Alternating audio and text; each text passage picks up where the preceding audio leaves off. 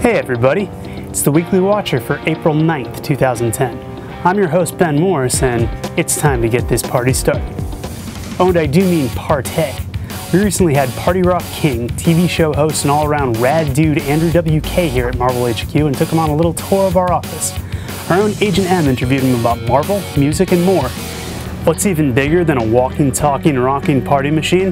The iPad, that's what. Apple's magnificent new device is barely a week old, but folks are still talking about it. And what's on the tips of everyone's wagging tongues? The Marvel Comics app, of course. Download 500 Marvel Comics to your iPad and experience your favorite characters in a whole new way. And bonus, the app is also available in a version customized for your iPhone and iPod Touch. The seconds are literally ticking away until Iron Man 2 premieres in theaters.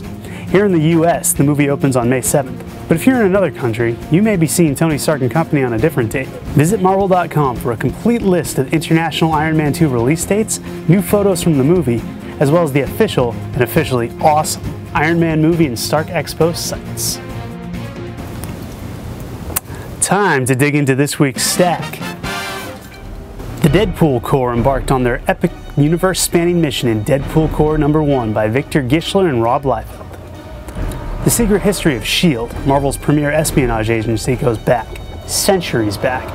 Luckily, writer Jonathan Hickman and artist Dustin Weaver begin to reveal all with S.H.I.E.L.D. #1. Fall of the Hulks may have ended, but World War Hulks began with 6 startling stories by Jeff Parker, Paul Tobin, Ryan Stegman, and a host of other creators in World War Hulks #1. Stay tuned to Marvel.com for all your breaking Iron Man 2 movie news and much, much more.